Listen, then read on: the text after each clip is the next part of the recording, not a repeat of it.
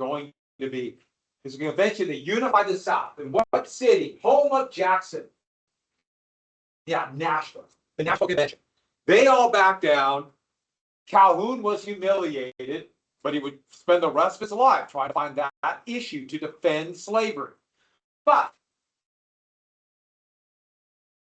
if the nullification was out, what was the big hammer that the South had left? Nullification. Yeah, secession. And so Jackson saved the Union, but didn't save it from war. All right, so we got to the bank right, and all right, so we got all this wildcat banks taking government out. All right, so Biddle was furious. Biddle was the head of the bank. And Biddle's response, well, there's also land in Illinois too, but the big one's at Indian removal. Okay, Biddle's response. Remember, the United States, the Bank of the United States issued currency backed by dollars or backed by tax revenues. And so Biddle said, all right, I'll take money out of circulation. What they did is they loaned money to banks. That's what the Federal Reserve does now today. They loan money to banks. It's called the federal funds rate. The name was gone for a second. Take money out. Why?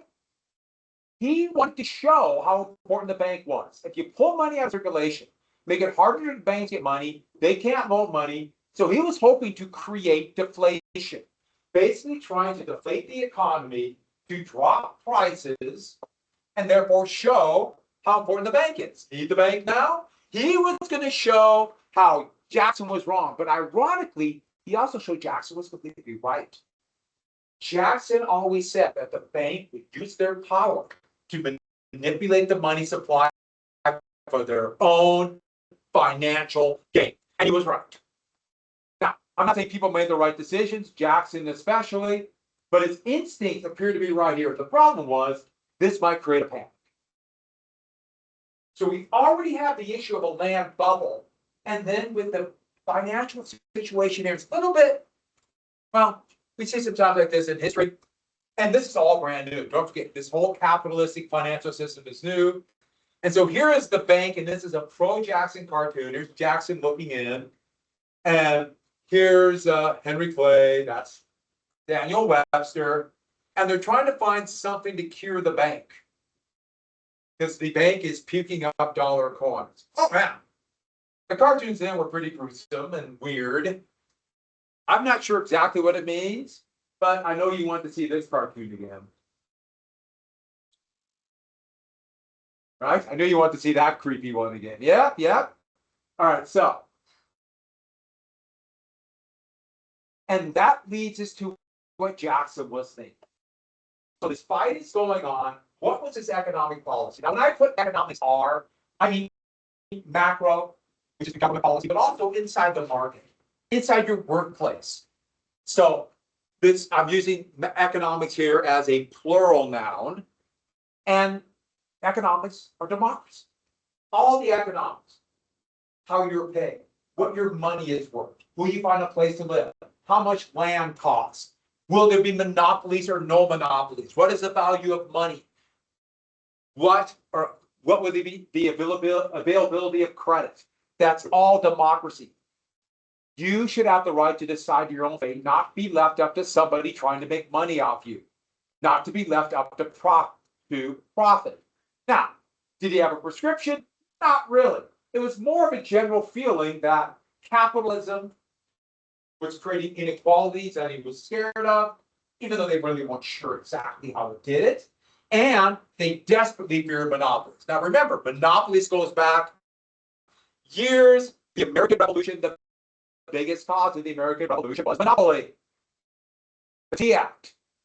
And next, he feared speculation, the get rich quick, which destabilizes the government, which was happening right there with the land bubble. Now, I should add, Jackson kind of partially helped this, so he is not without blame. And he thought hard money would help. Now, what's hard money? Do you remember the term for money where the value is in the coin? Yeah, specie. The specie or yeah, specie. And that's what he got. Maybe if he just went to specie and speculation, he's completely wrong. But he did believe, he feared speculation, and he thought government should be for the common good. And this goes back to the Revolutionary War too. And the ideas behind those of Shays' rebellion and the Whiskey Rebellion. The government should not be there to benefit a few very wealthy individuals. I forgot to change something. I'm going to change it now. Yeah.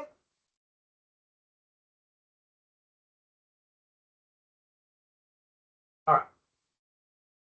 And this would become the basis of what was known as in the 20th century liberal economics.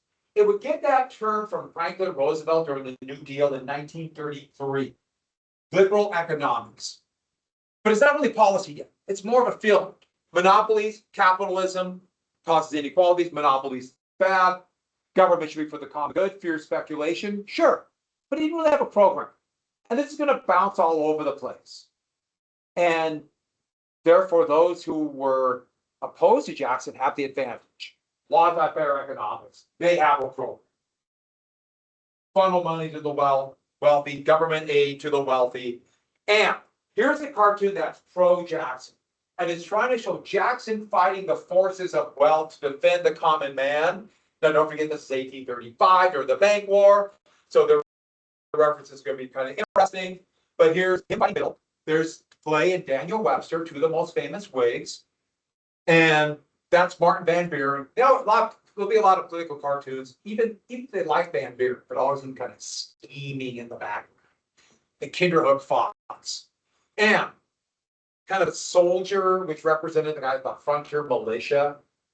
But here's the big thing he's representing, the frontiers. That idea of this new, or that kind of American dream of yeoman farmers. And here represents who Biddle is fighting for, the very wealthy. And very wealthy back to the idea of good diets, so a little bit bigger. And you can see also by what they're drinking. He's drinking old mountain whiskey, home or a little distillery, a whiskey that someone's making for their own, and then sweetened wine that's considered to drink of the wine. And that's who Jackson is fighting for. Do you see it? What really represents democracy? The cat, right? The cat on his head. That's democracy. It's amazing how many political cartoons at this time have a cat on somebody's head. Because cats represent democracy. What food represents democracy? Cheese and cats. It's science. You can't argue with that.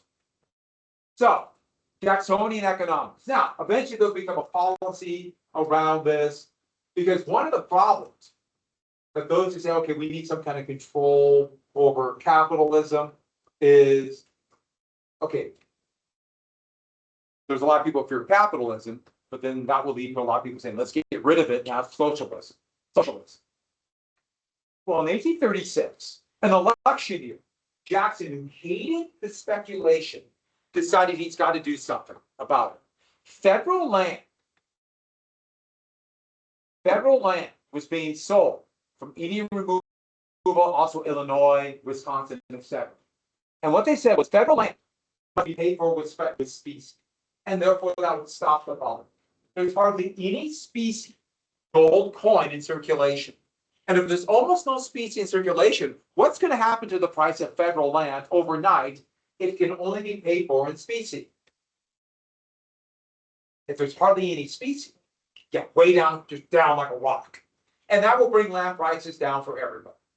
Now, this was the strategy, and yeah, it worked. It stopped the speculation, but the problem was it was so sudden, combined with Biddle pulling money out of circulation, the bubble burst and led to an absolute disaster.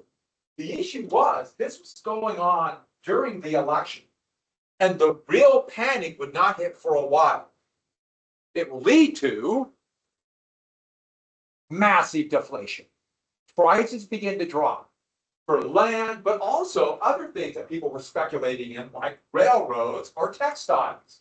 And if they couldn't pay back their banks, the banks shut their doors. Now, here is a little cartoon of attacking this. And here is somebody, you know, that's kind of relatively prosperous that says, I'm going to Illinois. That's where the chief plan is. And here I have been. And look at the emancipated horse. Look at the wagon falling apart. They're starving. And it's showing what's really happening in the West. People are not getting rich off the land. At least that's what they thought. But while this is going on, hey, let's have an election. The election of 1836.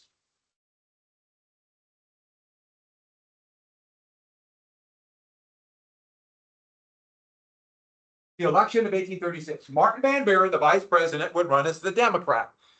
And Andrew Jackson was known as Old Hickory, tough as a hickory switch. And he was, long as he was. And Martin Van Buren was Old Kinderhook. Kinderhook, small county on the Hudson River. He started dirt poor, just like Andrew Jackson. Show that Democratic common man. The common man is qualified to run this country, to vote, to have power. The Whigs decided to split the Electoral College. They ran 3 Whigs. Most importantly, William Henry Harrison, the victor of Tippecanoe. The thought was, if they split the Electoral College, nobody will get the majority. It would go to the House, and a Whig could win. That's their strategy. And you see, Henry Clay decided after he's lost twice not to run again. It didn't work. Van Buren won a big victory in the Electoral College and the popular vote. Now, not near as big as Andrew Jackson, but he won. And this really made the Democrats confident. Our whole democracy thing is working fine. The people trust the democracy, the Democratic Party. They trust us. And then all hell broke loose. It was in the United States, but it was also worldwide. A financial panic that would shake the United States for the next 5 years and terrify everybody until the next really, really big panic. It'd be a fairly big one in 57, but 73. Oh, these are 2 ballots. Van Buren and Liberty and Equal Rights. Here's another Van Buren one, and it says, go in the whole hog. It's implying that everyone's going to get a pig. Food. The Panic of 1837. And it was triggered by this speculation in land and railroads, but also Nicholas Biddle pulling money out. When the bubble burst, there's massive deflation and there was no currency to come in there. The Bank of the United States made sure that there was a shortage of money. So there's lots of reasons this happened. Jackson's, his instincts, you might argue, were correct, but his actions were not correct. And Biddle made things so bad. This is a cartoon showing it's attacking the species circular. It's a species clause. And here's a family. You can see empty plates, starving, and that's the bill. And here comes the bankers to kick them out. They're going to be kicked out of their home. And that's a picture of Martin Van Buren behind them. The Panic of 1837 shook the United States to its very core. People were in debt, but with deflation, they didn't get enough money to pay back their debt, either through land sales or the railroads, textile mills were overextended. And soon Van Buren, you get it, Van Buren would become Van Ruin and Van Ruin's Depression. And add one more thing I did not type in. This is the first time you're going to see large-scale unemployment. Large-scale unemployment. Sure, there are times where people could not find work. But now unemployment, as in more people than ever before, were reliant upon wage work with the Industrial Revolution. And they couldn't find a job. This panic was a nightmare. No one had any idea. Let go runs course. Do we pump money back into the economy? Do we try to figure out a different way to distribute money? Do we run away to the West? It's no coincidence that the Panic of 1837 hit, and all of a sudden you're going to have a lot of people willing to leave the United States and go to Oregon or California, Mexico. Why? The economy was so bad and terrible. So, the panic of 1837. One thing I gotta tell you with this though, is when Jackson's presidency ended, even though the legacy remains. Oh, here's Jackson overlooking the terrible economy, drunkenness, families falling apart. It's a little bit of anti-Semitic cartoons here, but there's a pawnbroker, people pawning their stuff, try to get quick debt. People lined up in front of a liquor store drinking because of the terrible situation. Or run on the bank. People think the banks might shut down before they get their savings out.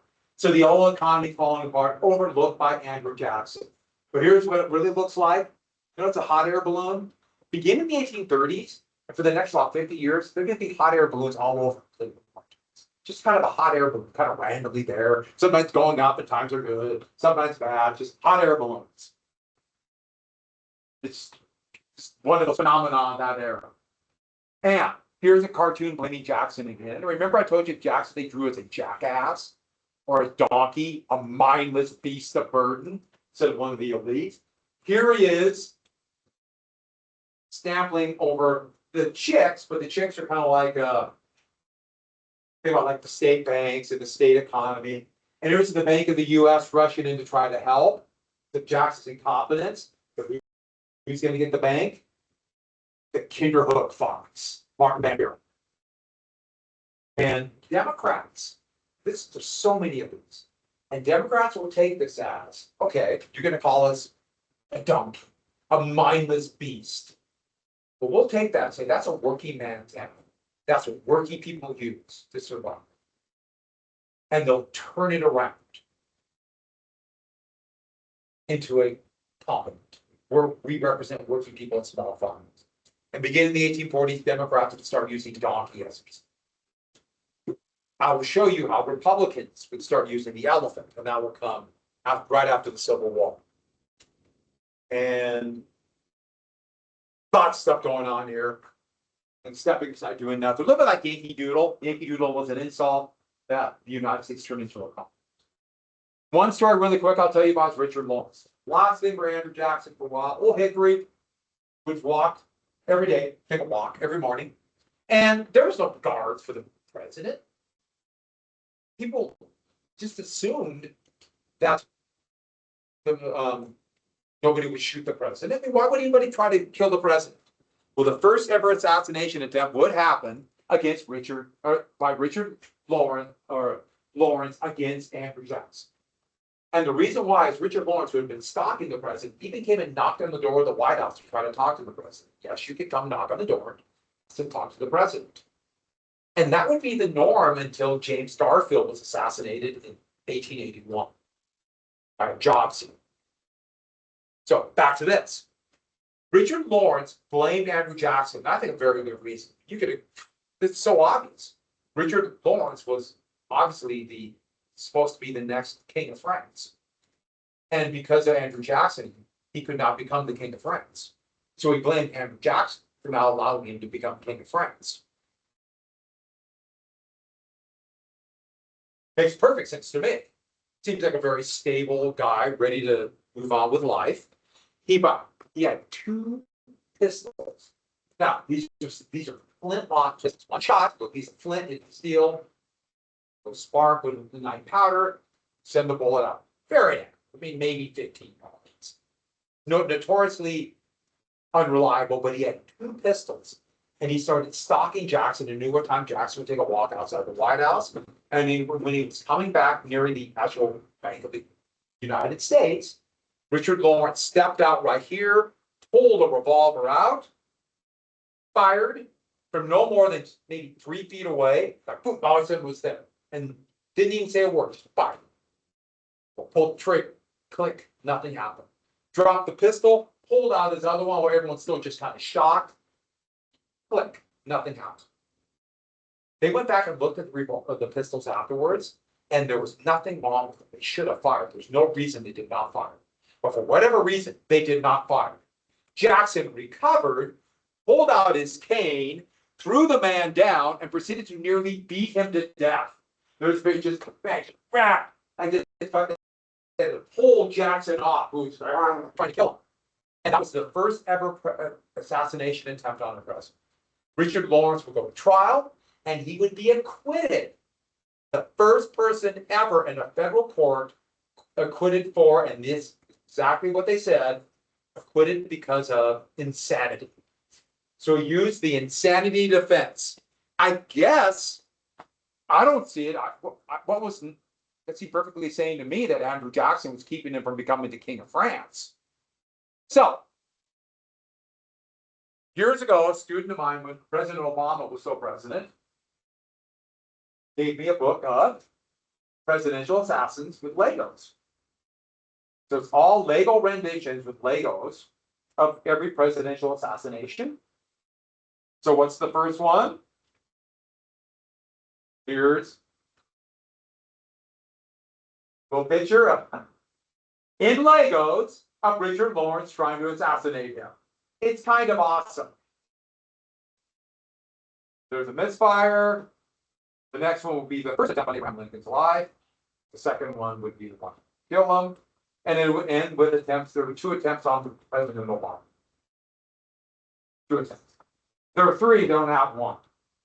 There's another one where a guy just sat about half a mile and fired an AK-47 into the window of the White House. Right? There's so many attempts on President Obama. But I do love my book on presidential assassinations, Lego presidential assassinations.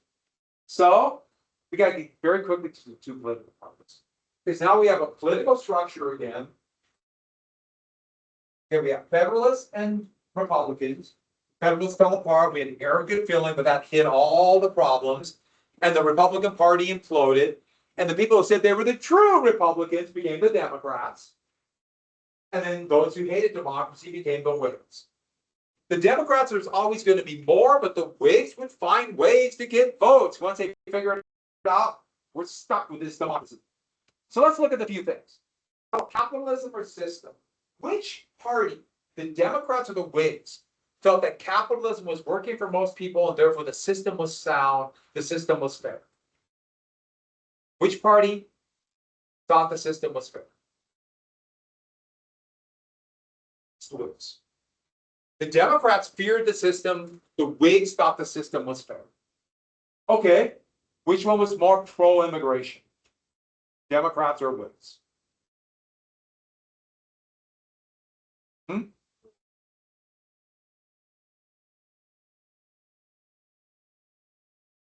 The Democrats were the party that appealed to immigrants, appealed to working people, appealed to more urban. What is the term for being anti-immigrant? What is the term for anti-immigrant? Yeah, the Whigs were more nativist. The Whigs were much more nativist. So the Whigs would actually be the party that would say the Democrats are godless because they have all these Catholic immigrants in their party. Which one would be more for government aid for things like railroads, for harbors, for canals? Yeah, the Whigs. The Whigs were more for that.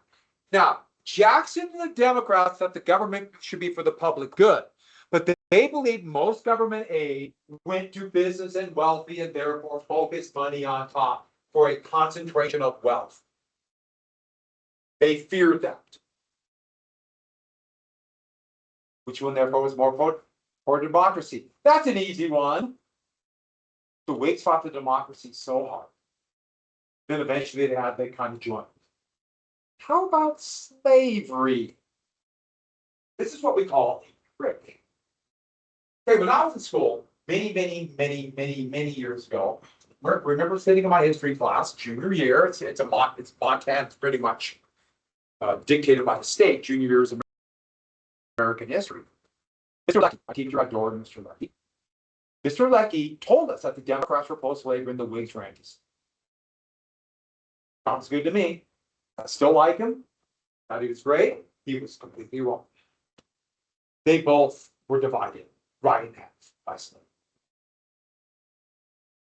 Northern Democrats feared, what do they call the expansion westward with the Three-Fifths Compromise. What did they call that? They feared what? Slave power. Northern Democrats feared that. Southern Democrats wanted more slave states. And it's the Whigs, Southern Whigs wanted the expansion of slavery. Northern Whigs feared it. They were all over the place. And that would be personified. In 1836, the election year, a brand new republic would be created in the Americas. And that would become the biggest issue, and it was all about slavery. What would become the new republic? Anyone know? And they wanted to become part of the United States. And they won their independence in 1836 from Mexico. Texas. I heard somebody say it. Texas. Now, we'll come back to Texas, but that was then the dividing line. Same deal. Northern Democrats feared bringing Texas in. Southern Democrats wanted it. The Whigs were even more divided. To the Whigs, their policy was really simple. Texas, never heard of it.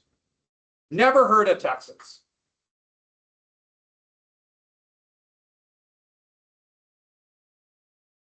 And so that's the last thing for this unit.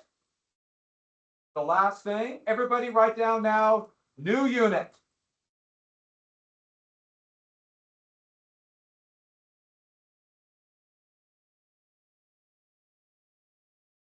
The new unit, manifest destiny and the road to civil war. Because all these things are now setting up the Civil War. So we're going to get to one little thing very quickly.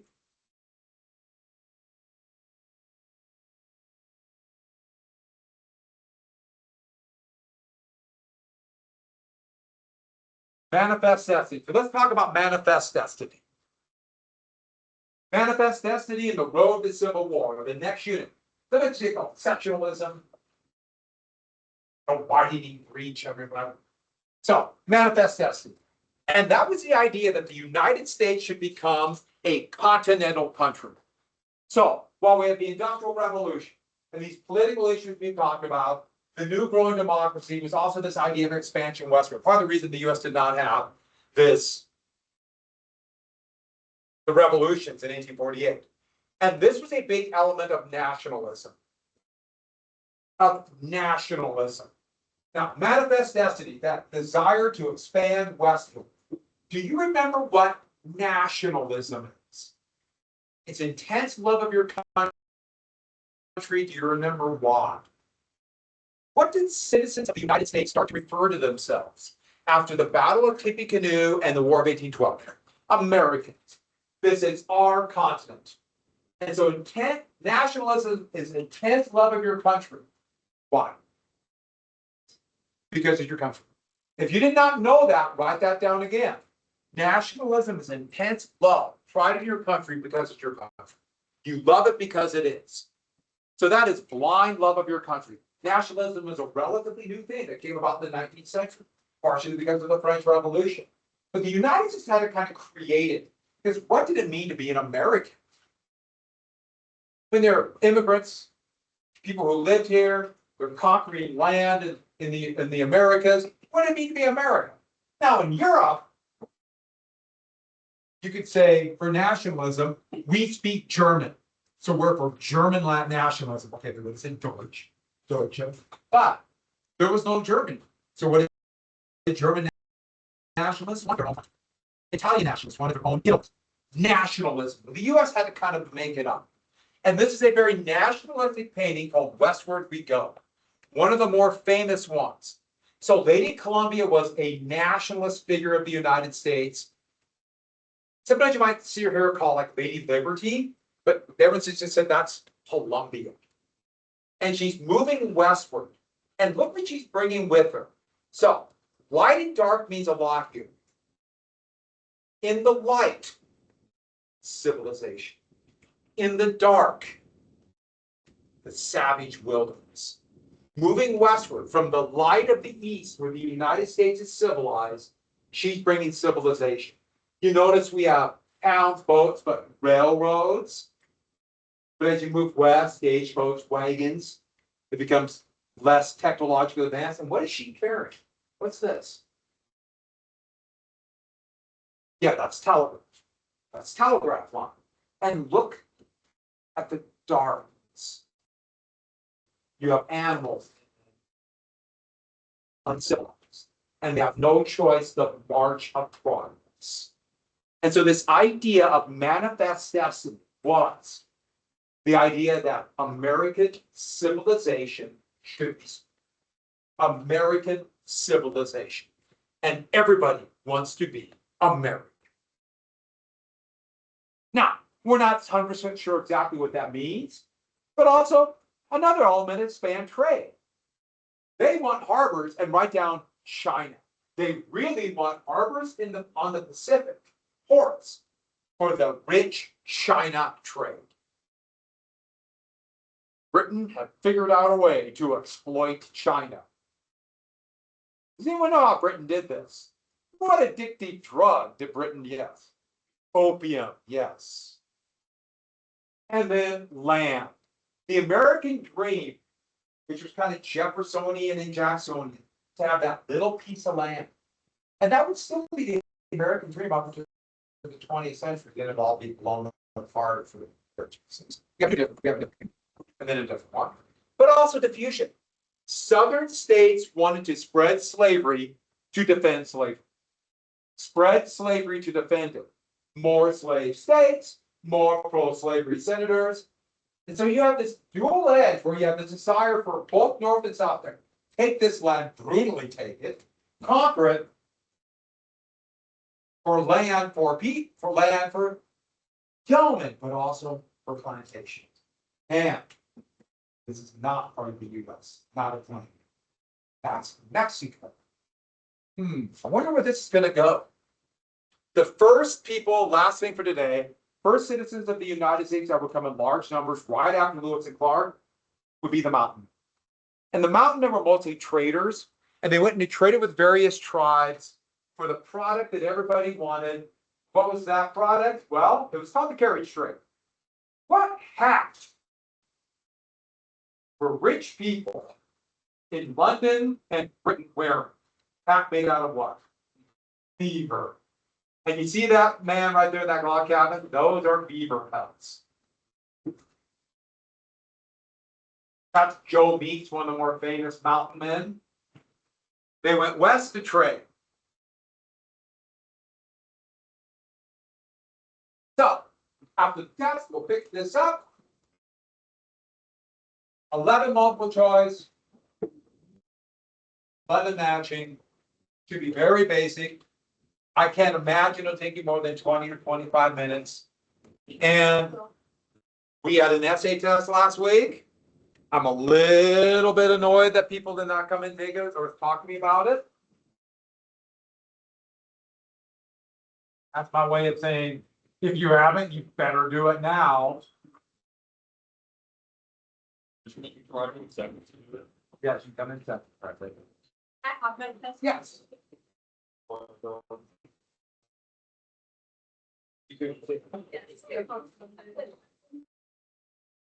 Oh, I have a key. I use letters to represent things. I didn't give you the key.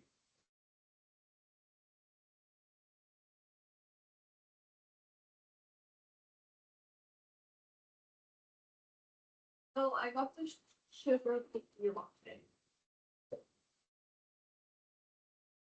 That's key for Mama Bill letter. Oh, thank you. Oh, I was perfect. Are you ready to roll today?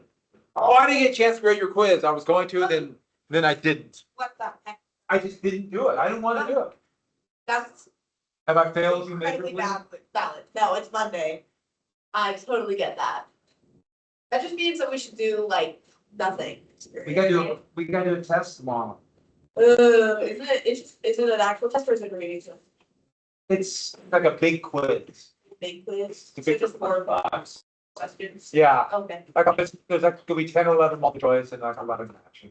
Love match. Okay. The matching going to be pretty basic. What all is it over? Is it like based on our essay section? No, a little bit on that, And I posted a list online, but then I decided to make a little list. So here, and I didn't crinkle about because. Just how many sides there you go. But I told you last week I posted this online, but I decided I need. I'm gonna say, I'm so far behind, I want to fly.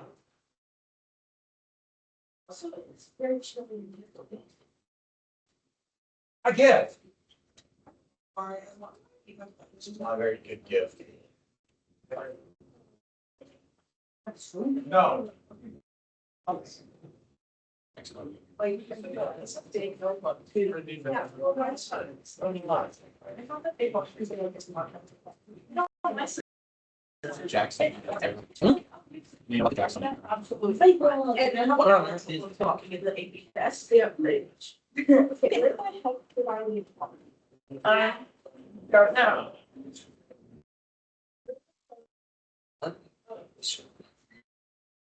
Ready?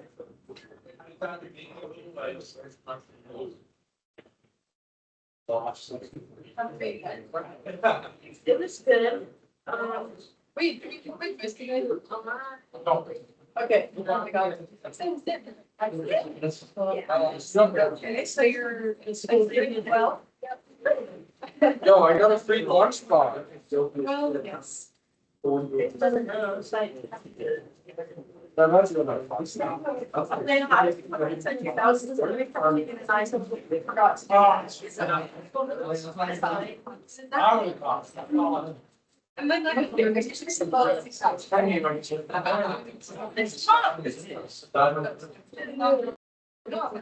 like it all just. Elijah told me. Why did you throw all these pieces of paper on me? Yeah.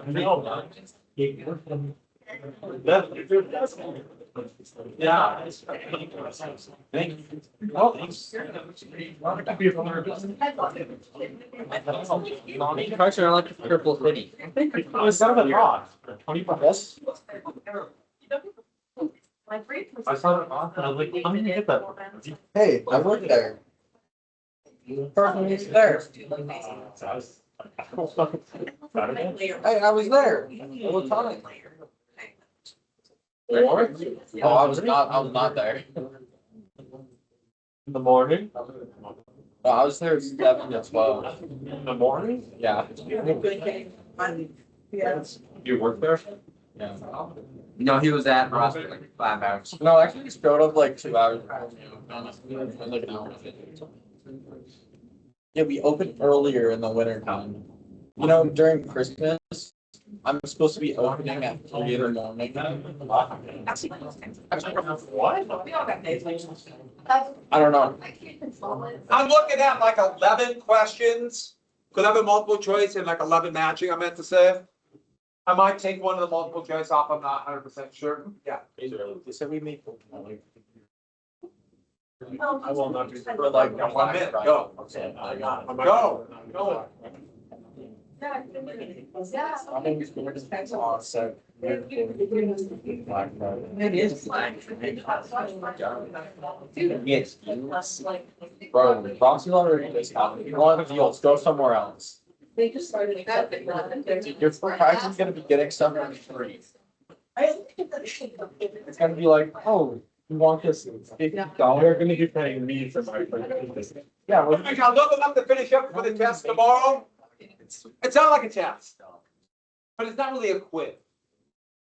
It's kind of a quest. It is a little bit like a quiz. We're gonna talk about that. Making that sound.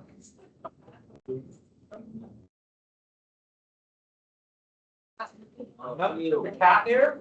That's cool. All right. So, right now I have 11 multiple choice and 11 matching. Be no short IDs on this one. You have about 20, half the period. You have 25 minutes to do it. That's might be 20. I think we get it done. We can get this done in 5 minutes. We get 5 minutes. or is that today or tomorrow? Come on. Oh. That's what I'm getting. I gave you a reading assignment, but I decided not to give you a quiz on that because we're doing that tomorrow. And Have a good day. have a good day. Have a good day. Have a good day. All right. So we already had a test on the Industrial Revolution.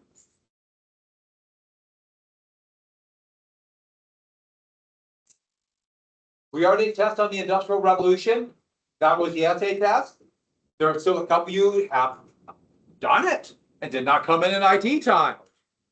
This is supposed to be like a college class. This is an honors class. I don't hunt you down. I don't beg you to take them. You have to make arrangements. So if you haven't talked to me, my assumption is you're happy with the grade you're gonna get. That's my way of saying you better talk to me soon. All right, so let's go and get started. What did we finish? We got through nullification. We get to- Middle for class. Oh, we got the Biddle's response. No, but you just have to write down Biddle's response. Well, let's hear about it. What you guys think? You had all weekend to come up with Biddle's response. Yeah, that's good. It's a. Great response. Really long. No way. Nullification. All right, let's go backtrack really quick to nullification. Remember, what person first proposed nullification in his South Carolina exposition and protest? Yes. And that was an abbreviated one. So Calhoun wanted it. Even though it was about the tariff,